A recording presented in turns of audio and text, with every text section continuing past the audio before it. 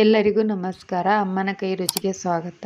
ನಮ್ಮ ಚಾನಲ್ಗೆ ಸಬ್ಸ್ಕ್ರೈಬ್ ಮಾಡಿಲ್ಲ ಅಂದರೆ ಸಬ್ಸ್ಕ್ರೈಬ್ ಮಾಡಿ ಮತ್ತು ಬೆಲ್ ಐಕನ್ ಒತ್ತಿ. ಈಗ ಕೃಷ್ಣ ಜನ್ಮಾಷ್ಟಮಿಗೋಸ್ಕರ ಕಡಲೆಕಾಳಿನ ಉಸ್ಲಿ ಮಾಡ್ತಾಯಿದ್ದೀವಿ. ಅದಕ್ಕೆ ಕಡಲೆಕಾಳನ್ನು ಬೇಯಿಸ್ಕೊಂಡಾಗಿದೆ. ಸ್ವಲ್ಪ ಎಣ್ಣೆ ಹಾಕಿ ಸಾಸಿವೆ, ಜೀರಿಗೆ ಮತ್ತು ಹಸಿಮೆಣಸಿನ್ಕಾಯಿ, ಕರಿಬೇವು ಹಾಕಿ ಸ್ವಲ್ಪ ಫ್ರೈ ಮಾಡ್ಕೊಳ್ಳಿ. ಅದು ಫ್ರೈ ಮಾಡ್ಕೊಂಡಾದ ನಂತರ ಒಂದು ಹೆಚ್ಕೊಂಡಿರೋ ಅಂಥ ಟೊಮೆಟೊ ಹಾಕಿ, ನಂತರ ರುಚಿಗೆ ತಕ್ಕಷ್ಟು ಉಪ್ಪು, 1 ಚಮಚದಷ್ಟು ಸಕ್ಕರೆ,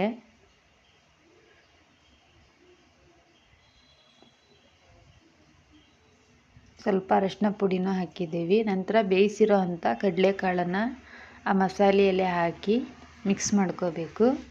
ಇದಕ್ಕೆ ಈರುಳ್ಳಿ ಏನು ಹಾಕೋ ಹಾಗಿಲ್ಲ. ಈಗ ಅದು ಮಿಕ್ಸ್ ಮಾಡ್ಕೊಂಡಾಗಿದೆ. ಅದಕ್ಕೆ ತುರಿದಿರೋ ಅಂಥ ಕಾಯಿ ತುರಿ ಮತ್ತು ಸಣ್ಣಗೆ ಹೆಚ್ಚಿರೋ ಅಂಥ ಕೊತ್ತಂಬರಿ ಸೊಪ್ಪು ಹಾಕಿ ಮಿಕ್ಸ್ ಮಾಡ್ಕೋಬೇಕು. ಈಗ ಕಡಲೆಕಾಳಿನ ಉಸ್ಲಿ ರೆಡಿಯಾಗಿದೆ. ಈಗ ಹೆಸರು ಕಾಳಿನ ಪಾನಕ ಮಾಡೋದಕ್ಕೆ ಒಂದು 10 ನಿಮಿಷದ ಮುಂಚೆನೇ ಹೆಸರು ಕಾಳನ್ನು ನೆನೆಸಿಟ್ಟಿದ್ವಿ. ಅದು ರುಬ್ಕೋಬೇಕು. ಅದು ರುಬ್ಕೊಂಡಾದ ನಂತರ ಒಂದು ಅರ್ಧ ಹಚ್ಚಷ್ಟು ಬೆಲ್ಲ ಹಾಕಿ, ಇದು ಪಿತ್ತಕ್ಕೆಲ್ಲ ತುಂಬಾ ಒಳ್ಳೆಯದು. ಬೆಲ್ಲ ಹಾಕಿ ರುಬ್ಕೊಂಡಾಗಿದೆ. ಈಗ ಭತ್ತದರಳಿನ ಪ್ರಸಾದ ಮಾಡ್ತಾಯಿದ್ದೀವಿ. ಅದು ಭತ್ತದರಳನ್ನು ಮೊದಲು ಫ್ರೈ ಮಾಡಿಕೊಂಡು ಸ್ವಲ್ಪ ಪುಡಿ ಮಾಡ್ಕೋಬೇಕು. ನಂತರ ಕಾಯಿ ಮತ್ತು ಬೆಲ್ಲ ತಗೊಂಡು ಅದಕ್ಕೆ ಏಲಕ್ಕಿ ಪುಡಿ ಹಾಕಿ ಕಲಿಸ್ಕೋಬೇಕು.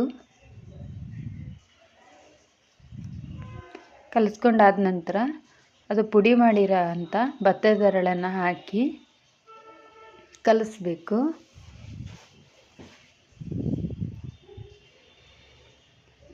ಈಗ ಭತ್ತದರಳಿನ ಪ್ರಸಾದ ರೆಡಿಯಾಗಿದೆ. ಇದು ಕೂಡ ತುಂಬಾ ಇಷ್ಟ ಕೃಷ್ಣನಿಗೆ.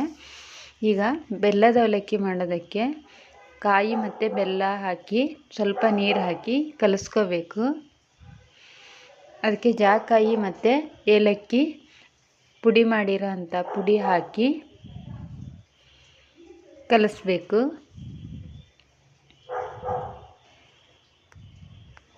ಅದು ಕಲಿಸ್ಕೊಂಡಾದ ನಂತರ ತೆಳು ಅವಲಕ್ಕಿ ಹಾಕಿ ಆ ಬೆಲ್ಲ ಮತ್ತು ಕಾಯಿ ಮಿಶ್ರಣದೊಳಗಡೆ ಅವಲಕ್ಕಿ ಹಾಕಿ ಕಲಿಸ್ಬೇಕು. ಇದು ಕೃಷ್ಣನಿಗೆ ಕೂಡ ಇದು ತುಂಬಾ ಇಷ್ಟ. ಅದರಿಂದ ನಾವು ಇದೆಲ್ಲ ಮಾಡ್ತಾಯಿದ್ದೀವಿ.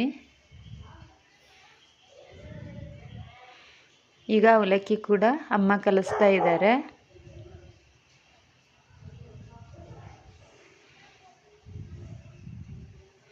ಈಗ ಬೆಲ್ಲದ ಅವಲಕ್ಕಿ ಕೂಡ ರೆಡಿಯಾಗಿದೆ.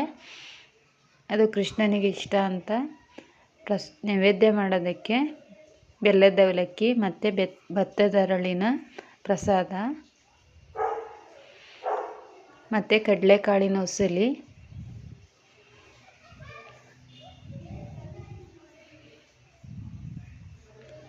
ಮತ್ತು ಹೆಸರು ಕಾಳಿನ ಪಾನಕ, ಇದೆಲ್ಲ ಕೂಡ ನಾವು ಮಾಡಿದ್ವಿ ಕೃಷ್ಣ ಜನ್ಮಾಷ್ಟಮಿಗೋಸ್ಕರ.